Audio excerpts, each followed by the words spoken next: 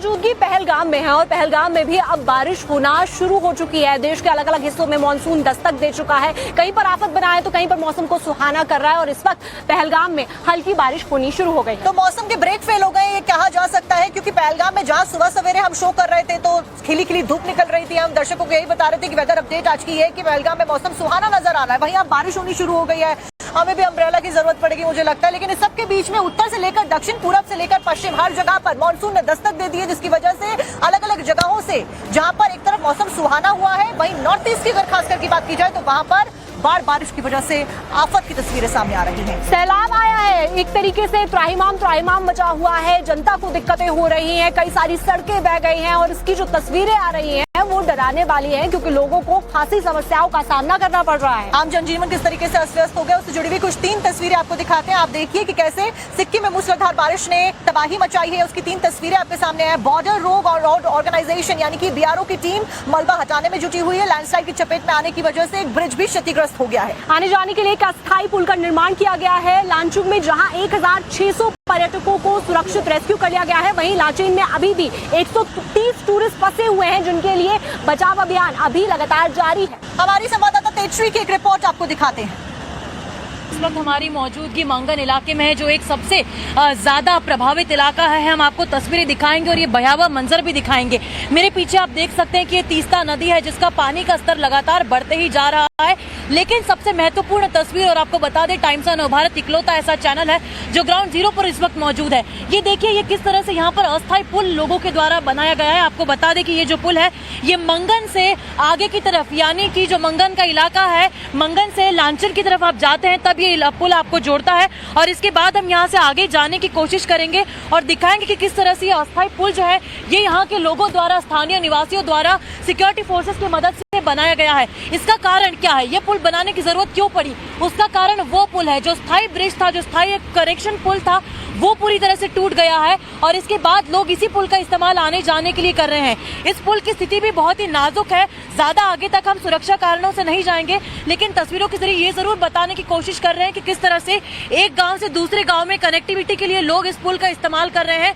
यहाँ पर लगातार जो है कार्य जारी है, लेकिन इस तरह से छोटे छोटे बच्चों के साथ आप देखिए कितना मुश्किल है।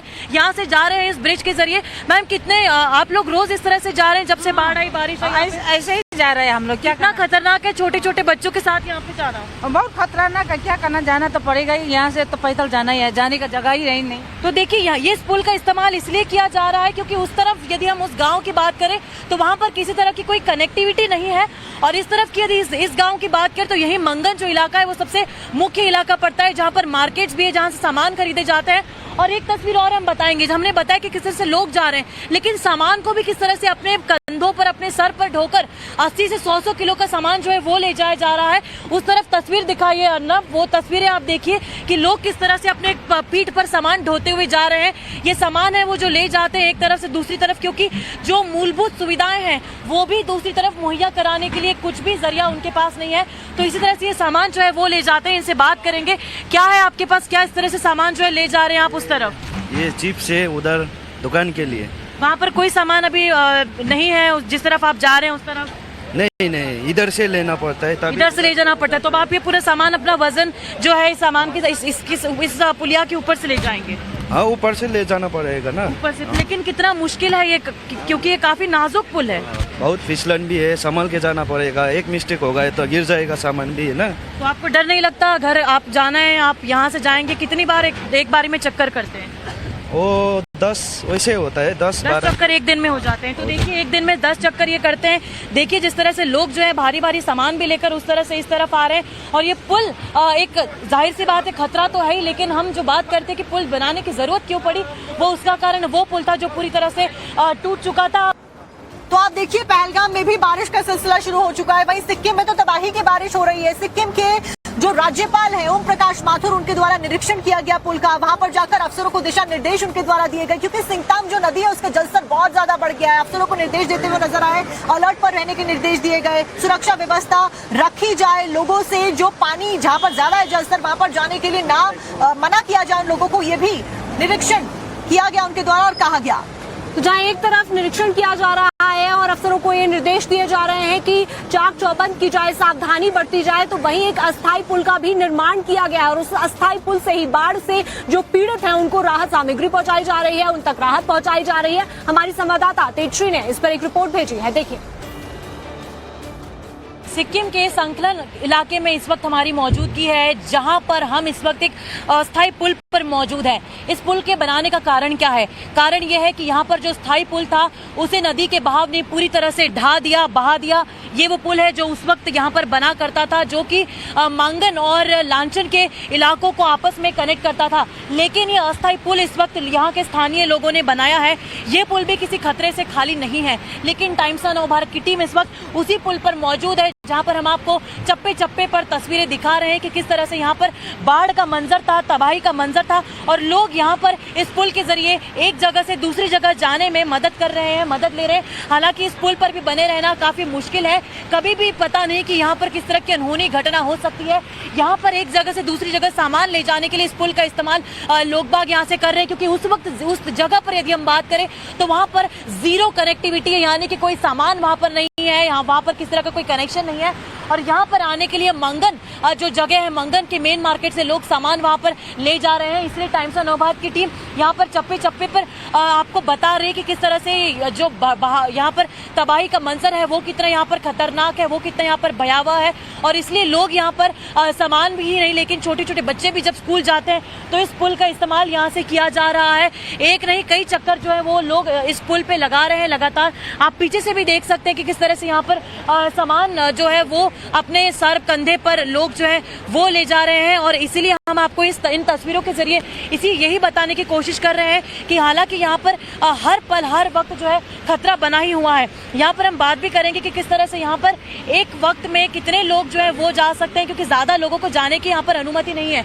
एक समय पर कितने लोग जा सकते हैं यहाँ पे सर इस पुल पर?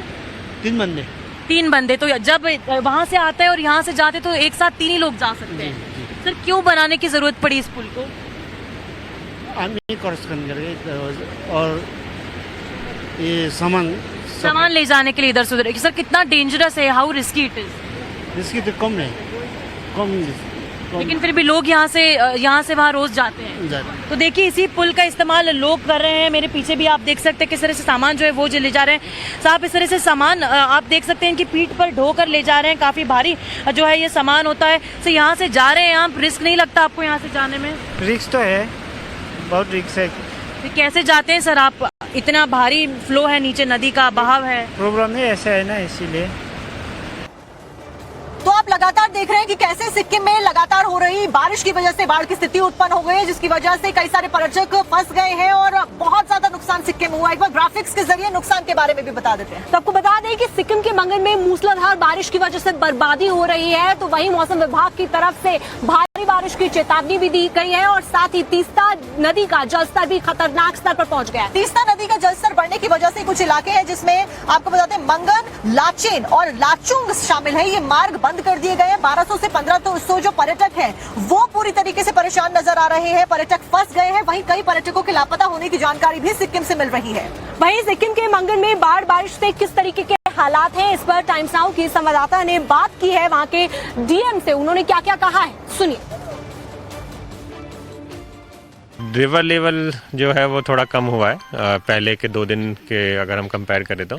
एंड जितना भी रोड्स को क्षति पहुंची थी, जितना भी डैमेज हुआ था, उसका रिस्टोरेशन वर्क कंप्लीट हुआ। टेम्परेरी रोड भी रिस्टोर हो गई है। फिदांग से आप लाचुंग देखेंगे, चुंगथांग देखेंगे, वो कनेक्टिविटी रिस्टोर हो गई है फॉर लाइट व्हीकल्स।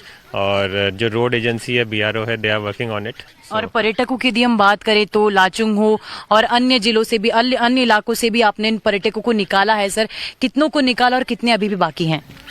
जैसे मैंने बताया अप्रॉक्सीमेटली 1680 जो टूरिस्ट है वो लाचुंग से ऑलरेडी वैकआउट कर चुके हैं।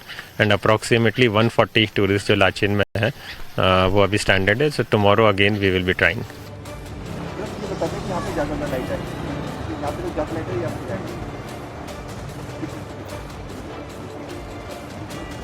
इस सब के बीच में अब आगे बढ़ते हुए आपको बता दें कि सिक्किम में जहां बाढ़ बारिश की वजह से लोग परेशान नजर आ रहे हैं, वहीं ऐसी कुछ तस्वीरें और भी जगहों से सामने आई हैं जिसमें सिक्किम के साथ साथ में आपको बता दें कि मणिपुर भी शामिल है। मणिपुर की तस्वीरें आपको दिखाते हैं। तो वहीं मणिपुर के इम्फाल में बारिश से बहुत ज्यादा हालात बिगड़ गए हैं। सैलाब में जो लोग फंसे हैं उनका लगातार रेस्क्यू किया जा रहा है। साथ ही स्कूल कॉलेजेस के अंदर में राहत शिविर बना दिए गए हैं। टीम्स को भी अलर्ट पर रखा गया है। फिलहाल इस सब के बीच में नागौन में भी कुछ ऐसे ही हालात नजर आ रहे हैं। तो आपको बता दें कि सिक्किम और मणिपुर में दोनों में ही हालात बद से बदतर हो गए हैं और असम की जो तस्वीरें हैं वो भी कुछ अलग नजर नहीं आ रही हैं। अब आपको नागौन की तस्वीरें भी दिखा देते हैं, जहां पर असम के नागौन में भारी बारिश के बाद में बाढ़ जैसे हालात बन गए हैं और यहां पर हजारों हेक्टेयर जो फसल है किसानों की वो तबाह हो गई है, क्योंकि बारिश की वजह से नुकसान हुआ है। और जो लोग फंसे हुए हैं उनका यहाँ पर असम राइफल्स के जवान लगातार रेस्क्यू कर रहे हैं। उनका बचाव करने के लिए असम राइफल्स के जवान वहाँ तैनात है।